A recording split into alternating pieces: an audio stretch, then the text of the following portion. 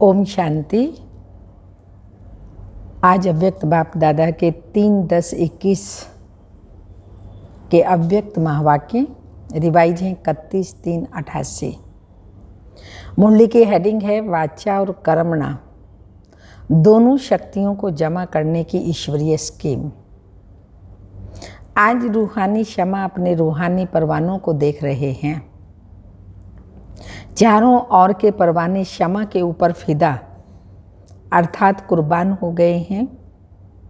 कुर्बान व फिदा होने वाले अनेक परवाने हैं, लेकिन कुर्बान होने के बाद क्षमा के स्नेह में क्षमा समान बनने में कुर्बानी करने में नंबरवार हैं।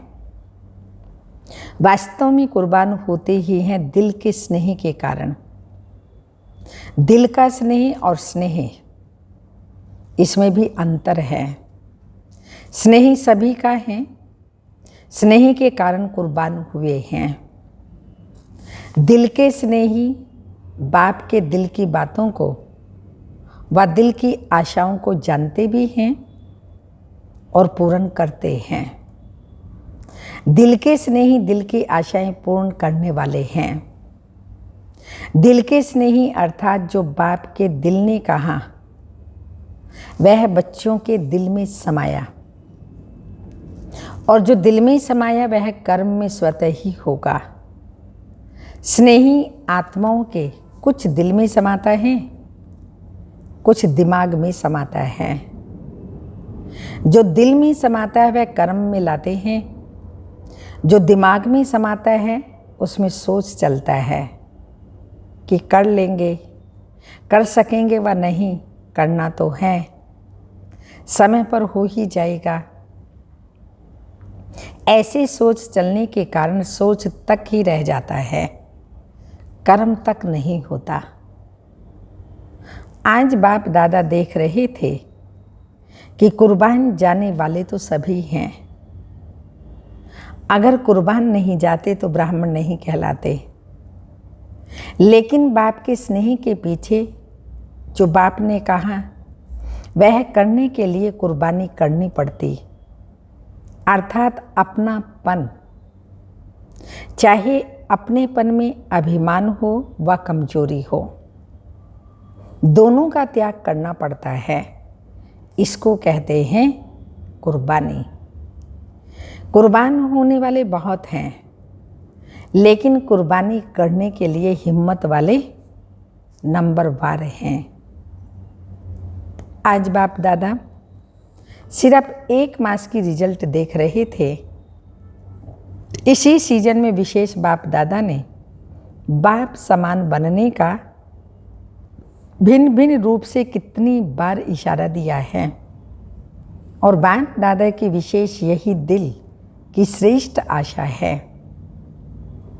इतना खजाना मिला, इतने वरदान मिले, वरदान के लिए भाग भाग करके आए।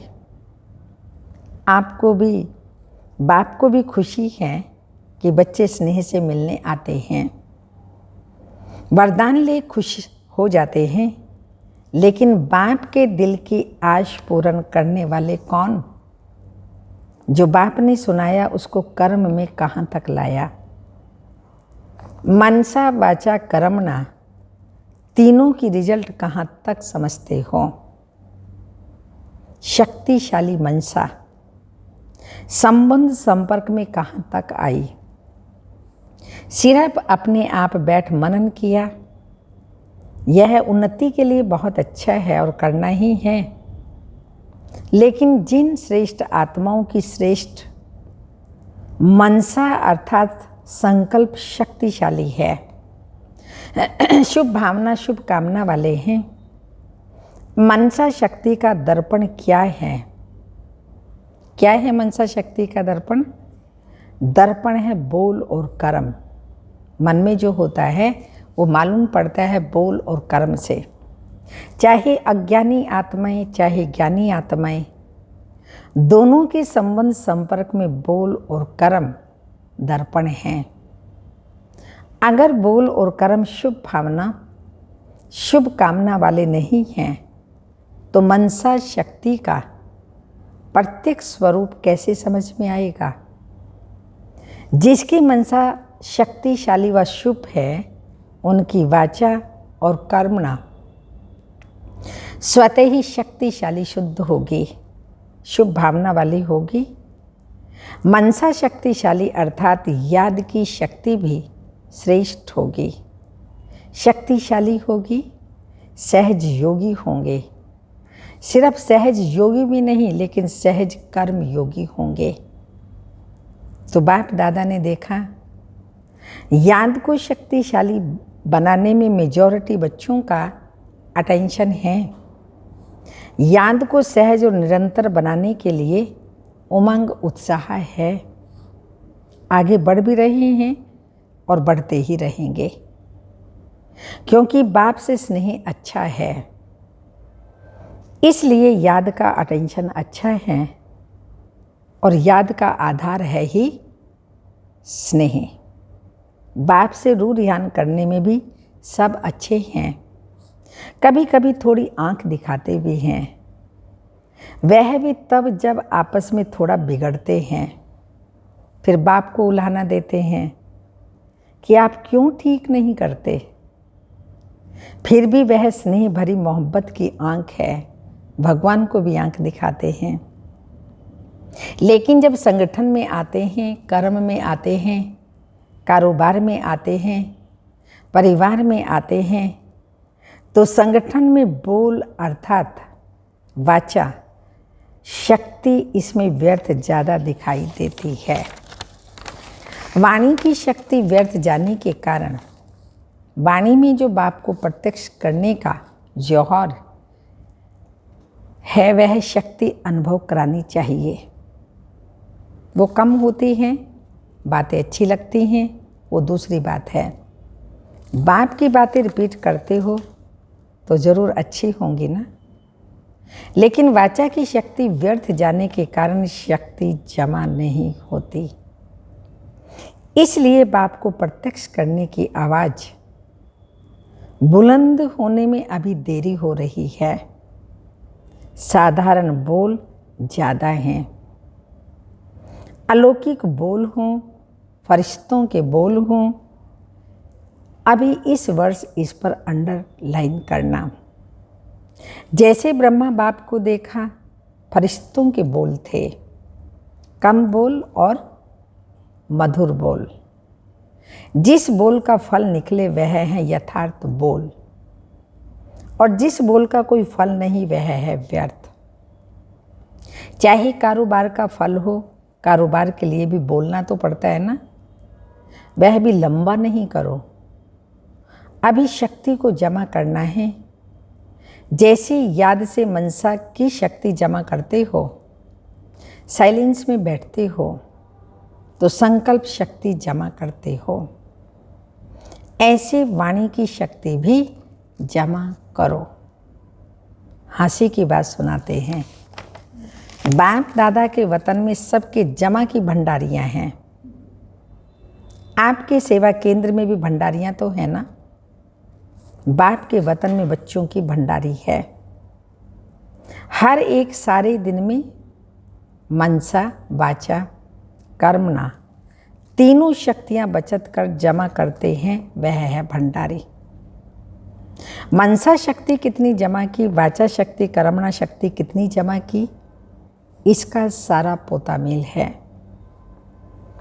आप भी खर्चे और बचत का पोता मेल भेजते हो ना, तो बाप दादा ने यह जमा की भंडारियां देखी तो क्या निकला होगा? जमा का खाता कितना निकला होगा? हर एक की रिजल्ट तो अपनी अपनी है। भंडारियां भरी हुई तो बहुत थी, लेकिन चिल्लड़ रेजगारी ज़्यादा थी। यहाँ भी भंडारी में ढेर सारी चिल्लड़ निकलती है, गिनने का समय ही नहीं। और छोटे छोटे नोट भी ढेर सारे निकलते हैं। इतना टाइम लग जाता है भंडारी गिनने में। तो वो सूक्ष्म वतन में जो भंडारी, वो भी चिल्लड़ अर्थात व्यर्थ संकल्प ज़्यादा। तो बाप दादा बता रहे हैं रेजगारी ज़्यादा थी। छोटे बच्चे भंडारी में चिल्लड़ जमा करते हैं तो भंडारी कितनी भारी हो जाती है। तो वाचा की रिजल्ट में विशेष ये ज़्यादा देखा, जैसे याद के ऊपर अटेंशन है वैसे वाचा के ऊपर इतना अटेंशन नहीं। तो इस वर्ष वाचा और कर्मणा इन दोनों शक्तियों को जमा करने की स्कीम बनाओ।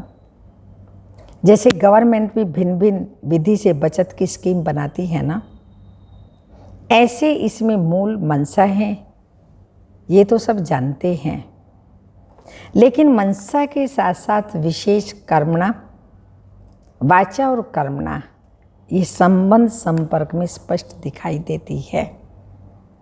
मनसा फिर भी गुप्त है, लेकिन ये प्रत्यक्ष दिखाई देने वाली है। बोल में जमा करने का साधन है कौन सा? कम बोलो, मीठा बोलो, स्वमान से बोलो। जैसे ब्रह्मा बाप ने छोटे अथवा बड़ों को स्वमान के बोल से अपना बनाया, इस विधि से जितना आगे बढ़ेंगे उतना विजयमाला जल्दी तैयार होगी। तो इस वर्ष क्या करना है? सेवा के साथ विशेष यह शक्तियां जमा करते हुए सेवा करनी है।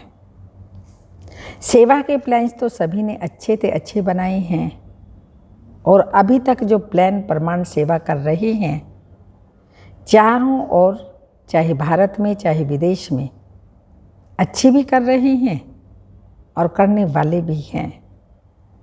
जैसे सेवा में 1-2 से अच्छे से अच्छी रिजल्ट निकालने की शुभ भावना से आगे बढ़ रहे हो, ऐसे सेवा में संगठित रूप में सदा संतुष्ट रहने और संतुष्ट करने का विशेष संकल्प, यह भी सदा साथ साथ रहे।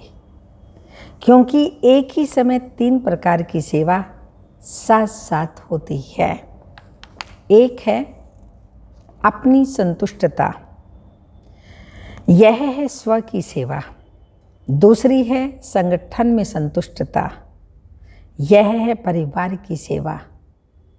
तीसरी है भाषा द्वारा व किसी भी विधि द्वारा विश्व की आत्माओं की सेवा। एक ही समय पर 3 सेवा होती है। कोई भी प्रोग्राम बनाते हो तो उसमें तीनों सेवा समाई हुई है। जैसे विश्व की सेवा की रिजल्ट व विधि अटेंशन में रखते हो, ऐसे दोनों सेवाएं स्व और संगठन की तीनों ही निर्विघ्न हो, तब कहेंगे सेवा की नंबर 1 सफलता। तीनों सफलता साथ होना ही नंबर लेना है। इस वर्ष तीनों सेवाओं में सफलता साथ साथ हो। ये नगाड़ा बजे, अगर एक कोने में नगाड़ा बजता है तो कुंभकर्णों के कानों तक नहीं पहुंचता। जब चारों ओर ये नगाड़ा बजेगा तब सभी कुंभकर्ण जागेंगे। अभी एक जागता है, दूसरा सोता है, दूसरा जागता है तो तीसरा सोता है।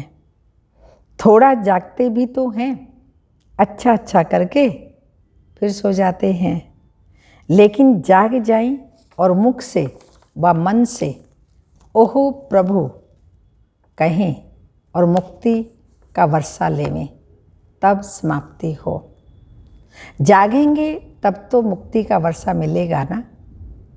तो समझा क्या करना है? 1-2 के सहयोगी बनो, दूसरों के बचाव में अपना बचाव अर्थात बचत हो जाएगी। तो सेवा के प्लान में कितना संपर्क में समीप लाओ, सेवा के प्लान में जितना संपर्क में समीप लाओ, उतना सेवा की प्रत्यक्ष रिजल्ट दिखाई देगी।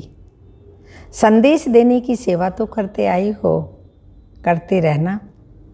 लेकिन विशेष इस वर्ष सिर्फ संदेश नहीं देना, सहयोगी बनाना, अर्थात संपर्क में समीप लाना। सिर्फ फॉर्म भरा दिया ये तो चलता रहता है, लेकिन इस वर्ष आगे बढ़ो। फार्म भराओ, लेकिन फार्म भरने तक नहीं छोड़ दो। संबंध में लाना, जैसा व्यक्ति वैसे संपर्क में लाने के प्लान्स बनाओ। चाहे छोटे छोटे प्रोग्राम करो, लेकिन लक्ष्य यह रखो, सहयोगी सिर्फ 1 घंटे के लिए व फॉर्म भरने के समय तक के लिए नहीं बनाना है, लेकिन सहयोग द्वारा उनको समीप लाना है। संपर्क में संबंध में लाओ तो आगे चल सेवा का रूप परिवर्तन होगा। आपको अपने लिए नहीं करना पड़ेगा, आपकी तरफ से संबंध में आने वाले बोलेंगे। आपको सिर्फ आशीर्वाद और दृष्टि देनी पड़ेगी। जैसे आजकल शंकराचार्य को कुर्सी पर बिठाते हैं, वैसे आपको पूज्य की कुर्सी पर बिठाएंगे, चांदी की नहीं। धरनी तैयार करने वाले निमित्त बनेंगे और आपको सिर्फ दृष्टि से बीज डालना है, 2 आशीर्वाद के बोल बोलना है, तब तो प्रत्यक्षता होगी। आप में बाप दिखाई देगा और बाप की दृष्टि, बाप के स्नेह की अनुभूति लेते ही प्रत्यक्षता के नारे लगने शुरू हो जाएंगे। अभी सेवा की गोल्डन जुबली तो पूरी कर ले, अभी और सेवा करेंगे और आप देख देख हर्षित होते रहेंगे। जैसे पोप क्या करता है, इतनी बड़ी सभा के बीच दृष्टि दे आशीर्वाद के बोल बोलते हैं। लंबा चौड़ा भाषण करने वाले दूसरे निमित्त बनेंगे। आप कहो कि हमें बाप ने सुनाया है, उसके बदले दूसरे कहेंगे इन्हों को जो सुनाया वो बाप का है और कोई का नहीं है। तो धीरे धीरे ऐसे हैंड्स तैयार होंगे जैसे सेवा केंद्र संभालने के लिए हैंड्स तैयार हुए हैं ना। स्टेज पर आपकी तरफ से दूसरे बोलने वाले, अनुभव करके बोलने वाले निकलेंगे। सिर्फ महिमा करने वाले नहीं, ज्ञान की गुह्य पॉइंट को स्पष्ट करने वाले, परमात्मा ज्ञान को सिद्ध करने वाले ऐसे निमित्त होंगे। लेकिन उसके लिए ऐसे ऐसे लोगों को स्नेही सहयोगी और संपर्क में लाते संबंध में लाओ। इस सारे कार्यक्रम का लक्ष्य ही यह है कि ऐसे सहयोगी बनाओ जो स्वयं आप माइट बन जाओ और वह माइक बन जाए। इस वर्ष के सहयोग की सेवा का लक्ष्य माइक तैयार करने हैं, जो अनुभव के आधार से आपके या बाप के ज्ञान को प्रत्यक्ष करें, जिनका प्रभाव स्वतः ही औरों के ऊपर सहज पड़ता है। ऐसे माइक तैयार करो। समझा सेवा का उद्देश्य क्या है? इतने जो प्रोग्राम्स बनाए हैं उनका मक्खन क्या निकलेगा? खूब सेवा करो, लेकिन इस वर्ष संदेश के साथ साथ यह ऐड करो, नज़र में रखो कौन कौन ऐसे पात्र हैं और उसको समय प्रति समय भिन्न भिन्न विधि से संपर्क में लाओ। ऐसे नहीं एक प्रोग्राम किया, फिर दूसरा ऊपर से किया, तीसरा ऊपर से किया और पहले वाले वहाँ ही रह गए, तीसरे आ गए। यह भी जमा की शक्ति प्रयोग में लानी पड़ेगी। हर प्रयोग से जमा करते जाओ, लास्ट में ऐसे संबंध संपर्क वालों की माला बन जाए। समझा? बाकी क्या रहा मिलने का प्रोग्राम। इस वर्ष बाप दादा 6 मास के सेवा की रिजल्ट देखना चाहते हैं। सेवा में जो भी प्लान्स बनाए हैं वह चारों और 1-2 के सहयोगी बन खूब चक्कर लगाओ। सभी छोटे बड़ों को उमंग उत्साह में लाकर तीनों प्रकार की सेवा में आगे बढ़ाओ। इसलिए बाप दादा ने इस वर्ष में पूरा रात को दिन बनाकर सेवा दे दी। अब तीनों प्रकार की सेवा का फल खाने का यह वर्ष है। आने का नहीं है, फल खाने का है। इस वर्ष आने की नोंद नहीं है। साकाश तो बाप की सदा ही साथ है। जो ड्रामा की नोंद है वो बता दी, ड्रामा की मंजूरी को मंजूर करना ही पड़ता है। सेवा खूब करो, 6 मास में ही रिजल्ट मालूम पड़ जाएगी। बाप की आशाओं को पूर्ण करने का प्लान बनाओ। जहाँ भी देखो, जिसको भी देखो, हर एक संकल्प, बोल और कर्म बाप की आशाओं के दीप जगाने वाले हो। पहले मधुबन में ये एग्जाम्पल दिखाओ। बचत की स्कीम का मॉडल पहले मधुबन में बनाओ। यह बैंक में जमा करो पहले। मधुबन वालों को भी वरदान तो मिल गए ना, बाकी जो रह गए हैं उन्हों को भी इस वर्ष में जल्दी पूरा करेंगे, क्योंकि बाप का स्नेह तो सभी बच्चों के साथ है। वैसे तो हर एक बच्चे के प्रति हर कदम में वरदान हैं। जो दिल के स्नेही आत्माएं हैं वह चलते ही हर कदम वरदान से हैं। बाप का वरदान सिर्फ मुख से नहीं लेकिन दिल से भी है, और दिल का वरदान सदा ही दिल में खुशी, उमंग, उत्साह का अनुभव कराता है। यह दिल के वरदान की निशानी है। दिल के वरदान को जो भी अपने दिल से धारण करते हैं उसकी निशानी यही है, वो सदा खुशी और उमंग, उत्साह से आगे बढ़ते रहते हैं। कभी भी किसी बातों में न अटकेंगे न रुकेंगे, वरदान से उड़ते रहेंगे और बातें सब नीचे रह जाएंगी। साइड सीन भी उड़ने वाले को रोक नहीं सकते। तो आज बाप दादा सभी बच्चों को, जिन्होंने भी दिल से अथक बन सेवा की, उन सब सेवाधारियों को इस सीजन की सेवा का मुबारक दे रहे हैं। मधुबन में आकर मधुबन के श्रृंगार बने, ऐसे श्रृंगार बनने वाले बच्चों को भी बाप दादा मुबारक दे रहे हैं। और निमित्त बनी हुई श्रेष्ठ आत्माओं को भी सदा अथक बन बाप समान अपनी सेवाओं से सर्व को रिफ्रेश करने की मुबारक दे रहे हैं।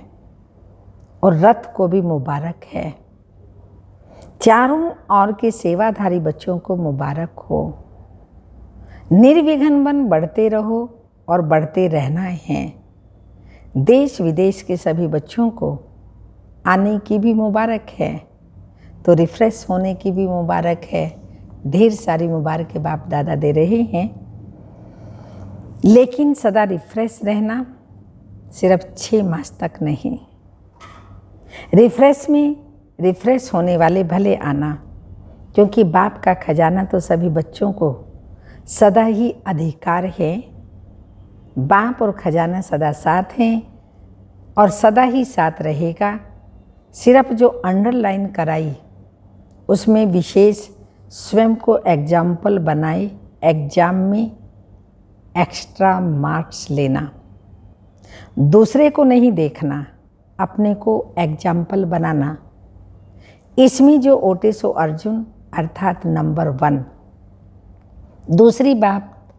दूसरी बार बाप दादा आवे तो फरिश्तों के कर्म, फरिश्तों के बोल, फरिश्तों के संकल्प धारण करने वाले सदा ही हर एक दिखाई दे।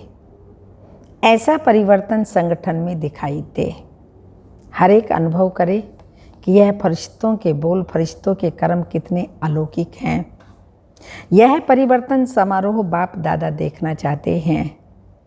अगर हर एक सारे दिन के बोल अपने टेप करो तो बहुत अच्छी तरह से मालूम पड़ जाएगा। चेक करो तो मालूम पड़ जाएगा कि कितना व्यर्थ जाता है। मन की टेप में चेक करो, स्थूल टेप में नहीं। साधारण बोल भी व्यर्थ में जमा होता है। अगर 4 बोल की बजाय 24 बोल बोले तो 20 किसमें गए। एनर्जी जमा करो, तब आपके 2 बोल आशीर्वाद के 1 घंटे के भाषण का काम करेंगे। अच्छा, चारों ओर के सर्व कुर्बान जाने वाले रूहानी परवानों को सर्व बाप समान बनने के दृढ़ संकल्प से आगे बढ़ने वाली विशेष आत्माओं को सदा उड़ती कला द्वारा किसी भी प्रकार के साइड सीन को पार करने वाले डबल लाइट बच्चों को रूहानी क्षमा बाप दादा का याद प्यार और नमस्ते।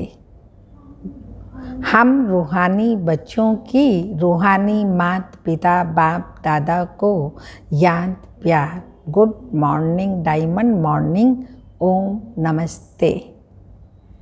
वरदान ही कल्याण की भावना द्वारा हर आत्मा के संस्कारों को परिवर्तन करने वाले निश्चय बुद्धि भाव।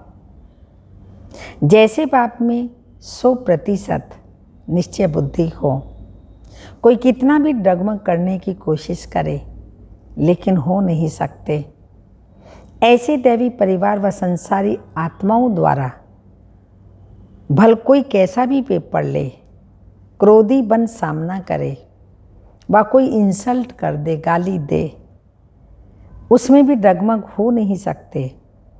इसमें सिर्फ हर आत्मा प्रति कल्याण की भावना हो, ये भावना उनके संस्कारों को परिवर्तन कर देगी।